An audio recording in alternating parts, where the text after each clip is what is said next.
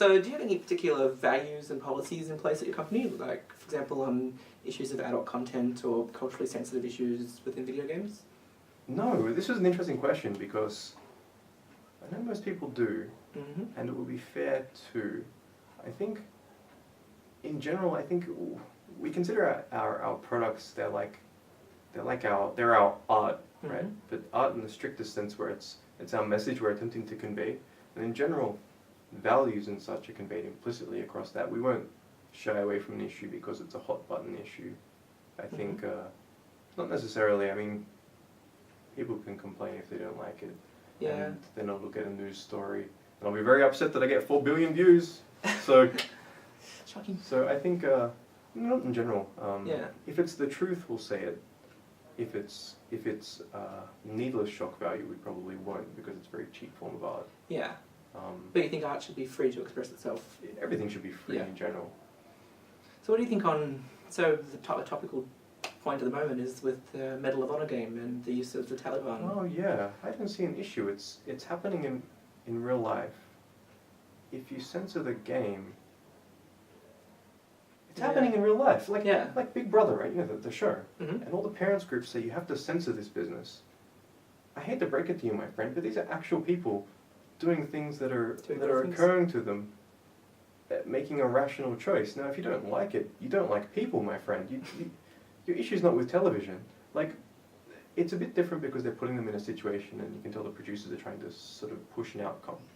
But in anything, if something's holding a mirror to society, even holding a mirror making a comment, it's still reality. You don't censor that business, and if you get upset, your issue lies with the nature of the world, not with the person who shows you it. Yeah, I suppose some people view video games different to how they view other forms of art, such as literature and films, and they think that video games should be held to a different standard. Because it's a bit interactive, I guess. Yeah. Well, I also hate to break it to everybody, but the sort of sick fantasies people have nightly are much worse than you would find in a video game. People are what they are, and the day that people can't tell the difference between pretending to be something and being something, that's a whole nother issue, man. That's a big issue. Yeah, it's true. If that's the case, then... yeah, when I played Doom as a teenager, I never really wanted to mow down people. No, I've never thought about it. Like, it was fun in the game, but it wasn't. That didn't translate to reality. reality. People without the ability to differentiate reality from fantasy, but they're a small subset of humanity, and there's a distinct issue that should be addressed for them personally. If you believe that everybody's incapable of distinguishing that, then I think while you're killing video games, you probably should stop movies, music, film, every form of art, basically. Posters, anything really, hypothetical questions. Stop them all, because I'll just be killing everybody. Yeah, and that leads to the question about censorship, particularly in Australia, where we don't have an R rating category. And because, you know, we have to save the children from the evil video games. How do you feel about that topic, about censoring video games? It's a real problem for me, because I am an adult, and the day another adult who is of a questionable intelligence tells me what I can and can't watch it's an affront to my freedoms personally. Yeah. But to be honest, to make a very contentious remark that just occurred to me now, if you know, some people might say read a book, for instance, and certain events might happen in the book, certain beings might be claimed to exist, and they believe that's actually true. Yep. So of course they're going to believe a video game is real as well. Of course. So maybe it's more a question about the subset of those people and the power they have in this country. I think, to me, it's not an issue right now because of torrenting. Filter the internet and we'll have a problem. But I think it's a wait and see thing. The people in government right now are quite old. They belong to a different generation, and I feel for them a little bit because technology is progressing our society so quickly that they can't possibly keep up. They can't keep up with both the technology and the values that we have right now, which is a more sort of laissez-faire, free attitude to everything. And I suppose they don't really understand that culture. No, of course not. And like I don't understand a lot of things. Facebook took me a while to get, and I'm not old, you know. But it's just a changing culture, and you have to always look at it and sort of accept it because that's the way it is. If you don't understand it, you don't understand it, but acknowledge its ignorance, not correctness. Yeah. People will grow into the next level of government, and these things will be overturned, and I think the next generation can complain about us filtering something, and the cycle will continue. Now you mentioned torrents, and so as a video game developer, what's your thoughts on copyright and piracy and all that. It's very tricky. It's very tricky. Something I've thought about quite a bit as a company who eventually actually wants to make a profit. Mm-hmm. It's an area. I Yeah. have no good answer except that I saw a very good flowchart this morning using StumbleUpon, that thing. If a person doesn't have money and torrents your game, it's not piracy because it's not a lost sale. This is the thing. I'm not saying I agree with this. This is just the flowchart. If a person has money and torrents your game and likes it and buys it, it's not piracy. Mm-hmm. It was a cautious customer. I do that. Yeah. I'll admit to doing that. That's fine, and I'll buy the game because you yeah. support a developer. If they don't buy it, they're a pirate. Yeah. If they have the money, I think that's actually that's the thrust of the thing. Right? Mm. I agree with it to a point, Mm-hmm. but I think there's no real moral argument here. It's theft either way. You are stealing. You have to if you have the money or not. If you don't have money for bread and you steal bread, you're still stealing bread. Mm. Is it the same? I mean, some people argue that with bread you're stealing a physical object, but with a video game or music, it's a silly argument. Yeah. It's a pointless argument. Music is just air. I mean, and you steal that. Yeah. You know, that's a moot argument. I'm going to tell you that's a retarded argument. Yeah. I think it's not something that we try to cure though. Yeah. Piracy is what it is, and I love the fact that the market is that enthusiastic that they want the products. Mm. That's fantastic. That means you've got a really good marketer. When you identify this, I'm going to tell the audience this. Yeah. Identify that your market wants your product, right? You change with the market shouldn't change for you, okay? Mm-hmm. So App Store, there's a little bit of piracy on that, but it's a lot better. Look at Steam. Yeah. Maybe look at giving your content for free and using microtransactions as some sort of virtual economy. Yeah. Is fine. I think Lord of the Rings free-to-play is doing quite well. Yeah. Look at a subscription system like World of Warcraft. That's fine as well. Even support your game with ads and give it away for free. The fact is that your audience wants to see your art. Mm-hmm. You should be very happy about that. And if you make enough to support your own self and your family and your employees' families, be very happy. For making art for a living, it's very good. Yeah. Be happy that your audience is that enthusiastic. I suppose it's a changing paradigm to what we've had before, where Exactly. you know we used to sell physical copies of things, and you go to a store and you buy it. Now we've moved to an online market where you can download things and pay for that. And so I'm getting at is how do you feel about digital rights management? A lot of companies putting that on their games to protect them, but does it help? I am completely fine with DRM as a concept. It's all implementation issues here. Making a game so that you can't play it unless you're on the internet is appallingly silly. Yeah. It makes no sense. Having a game so that you can only install it on 3 computers before it stops working is ridiculous. Having a game so you can, or having your music so you can only put it on one iTunes and not move it is ridiculous. I think about your audience before you put a silly DRM on it. I mean, because it's punishing them. That's exactly People right. who are paying for it. Don't make it hard for people to enjoy your art. I mean, they've already paid for it, so you can just wash your hands and laugh, but it's not a good attitude. There are so many other ways to do it, I think.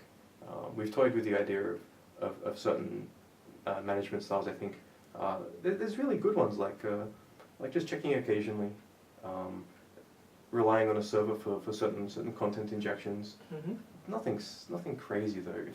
If somebody's never online and they can't hit your DRM, if they're a pirate, it doesn't matter. Yeah. It doesn't matter, like...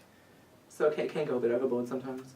Exactly, like, accept say 35% piracy. Yeah. Accept it and love it because your market share is growing. If people are pirating your game and you're not making a good amount of money, you're losing a lot, then you should damn well be banking on that brand exposure you're getting. Yeah. Your website should be fantastic, your SEO should be fantastic, get some good ads out there, grow your brand so the next product you release sells massively in pre-sales. So you'll lose today and win tomorrow. You have to embrace what's happening. And people hear about it. That's exactly right. Resisting against something is not the Tao, man. You have to be limber like a reed, not rigid like a stone. So about yourself, and where did you study and learn to do what you do? I took a few years off between high school and uni. Everybody should do it. Everybody should do it. You got to do it. A gap year, You just progress. It's a long time of studying when you're a kid. And then I went to University of Wollongong, beautiful campus, reasonable degrees, and studied creative writing because I love reading, and I think you can't be a critic, you have to make things as well, so I did that. And every night I would go home and I was teaching myself Flash, I'd animate by hand and I'd start to learn ActionScript. Mm-hmm. Really frustrated because a lot of the concepts I wasn't understanding. This is sort of pre-really good internet tutorial days. Mm-hmm. So I'd go to creative writing, not really enjoy the subject, come home, program, bounce back and forward until I finally put it together that I should be probably doing programming at university instead. Mm-hmm. So I switched over to computer science, and beautiful, fantastic. You've got to specialize, as they say. Yeah. It's a very structured academic degree. University of Wollongong, they do it fantastically, by the way. They've got a real history with Linux and such. Okay. So I didn't know that at first. I looked it up. It gives you a lot more respect for the industry. But yeah, so computer science, I moved into investment banking as a developer using artificial intelligence for stock prediction and such. I went into sales from development. Yeah, because of this business, because of this confidence business. Confidence is like more valuable than knowledge. I went to an interview to be an engineer, and they said, "Oh, you've got too much experience, so you're probably a little bit expensive." So they called me up a week later and said, "But we do have a sales project management position." I said, "Okay, I'll do it." I did that for quite a while, and boy, that gives you experience. I think the soft arts, the people-oriented arts, they're the hardest by far, and not everyone will ever specialize in it. But if you can get to a good stage where you can interact with people and be legitimate, don't lie. If you can not lie, it's fantastic. But the job called for lying, so I left. And I got into video games. Okay. And I said to myself, because you're sick of it by that stage, I'm not going to go back into management, I'm going to stay an engineer. Engineering is pure. Code doesn't lie to you at night. But because you come with this confidence and you come with this management experience, I eventually got promoted. Because you see something wrong, you say it's wrong, and you become so you know your business. But it's a really good grounding for starting a business. Now I have the management experience and such. Cool. And so once you finished uni, how did you keep your skills up? Because when you're at uni, you're constantly learning in a new environment, but when you finish, you're not. That's the real question, and it's something a lot of people don't balance. I felt not great because it was you work all day, but I give it 3 months. 3 months you work in a job, and I'll draw a graph for both yourself and everybody. I think it's going to be the right way for everybody. Time, skills gained. 3 months, you learn a lot. And then after that, you still learn, but the curve is so shallow. Yeah. Quit at 3 months. if you care about your education, I think, no, you can't quit jobs all the time. So what you have to do is you have to be passionate about what you're learning, what you do. Most people aren't. They're happy to work and then watch the football on the weekend or whatever they like to do. Yeah. That wasn't a bitchy aside to football. It was. I don't know. But the subset of people who are passionate about what they do, you work at keeping your skills up. If you can integrate them into your work at work, that's fantastic, but most people can't. Yeah. I would come home overnight and work. I had a routine. I'd eat dinner and refresh for 45 minutes, then 3 hours of work, then 1 hour of video games. Every night, then all weekend is work. And it sounds boring, but if you like what you do, that's your hobby. Yeah. People will say, "Why aren't you out?" This is what I like to do instead. Yeah, you're doing what you love. So all of the skills we put together to start this business came from that sort of thing. Cool. You've got to work at skills. You don't just get them like practicing an instrument or anything. It's like everything, isn't it? You really have to work at it to grow. Exactly. And it's not everybody's cup of tea. People will think it's silly, or people won't do it themselves, and that's completely up to them. It means you don't have to compete with them. As someone working in the video game industry, are you a member of any professional associations? I'm not a member of any video game industry associations. I'm a member of a few, but mainly through university. Australian Computer Society, I got a scholarship with IBM, so I worked there while I was at uni, and they gave me a membership. They sent me emails. I've never done anything with them. I'm a member of an honor society, but I don't even know what that means. So do you think it's good to network with other people? I think it's extremely good. Yeah. You must network. It would be great if everyone in life could succeed through their skills and knowledge, but it's just not the case.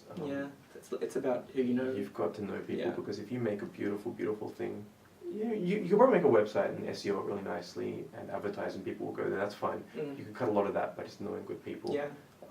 Through my jobs I've met so many fantastic people, and I haven't called upon them yet, but I will, don't you worry. It's really important, not just for your business or for very selfish reasons, but you have to sort of reinforce each other's knowledge. That's how you keep abreast of what's happening, and that's how you get better jobs.